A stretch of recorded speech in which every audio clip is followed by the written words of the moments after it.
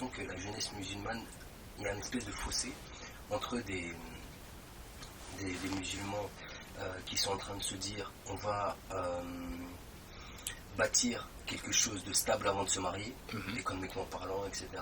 Et d'autres qui se marient sans cette réflexion-là forcément. Quel est votre avis là-dessus? Alors, il faut voir pourquoi ils ne cherchent pas à stabiliser. C'est-à-dire que s'ils ne cherchent pas à stabiliser parce qu'ils sont dans un je m'en foutisme, qu'ils ne sont pas matures et qu'ils ne se rendent pas compte des responsabilités qui vont être les leurs, c'est très dangereux.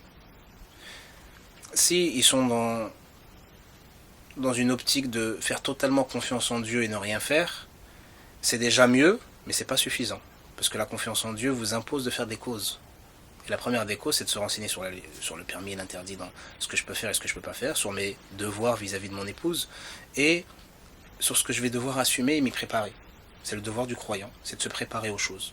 Donc il n'y a aucun mal à se préparer, au contraire, il faut absolument se préparer. Donc je pense que ceux qui ne se préparent pas prennent des risques. Même s'ils ont l'intention ou s'ils ont le sentiment de le faire dans une optique de faire confiance totalement en Dieu et que Dieu s'occupe du reste, c'est très bien. Mais c'est pas suffisant parce que at-tawakkul, le fait de se reposer en Dieu ou sur Dieu, ce n'est pas de ne rien faire. C'est de faire confiance en Dieu, de faire les causes nécessaires et d'être convaincu que quelles que soient les causes que je fais, ce n'est pas les causes qui vont me donner, c'est Dieu. Mais ça m'impose de faire des causes.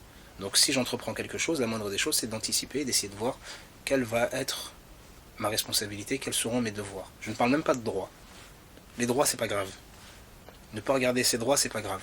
Parce que si en face de moi, ma femme ne répond pas à mes droits, c'est-à-dire qu'elle ne les respecte pas, soit je lui pardonne et je m'élève devant Dieu, soit je lui pardonne pas et c'est tant pis pour elle. Ce qui est dommage. Donc l'idéal, c'est de pardonner pour s'élever, chacun, et même pour l'aider à effacer les choses. Mais si je ne réponds pas moi à mes devoirs, je vais devoir rendre des comptes dessus. Et si je dois rendre des comptes dessus, c'est que je vais devoir les assumer, mais je ne pourrai pas les assumer quand je vais me présenter devant Dieu. Donc ce qui doit vraiment me pousser à la réflexion et qui doit vraiment être obsessionnel pour moi, c'est quels sont mes devoirs et non quels sont mes droits.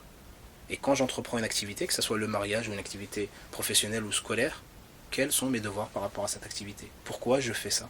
Est-ce que c'est pour moi? Est-ce que c'est pour Dieu? Est-ce que c'est pour les gens?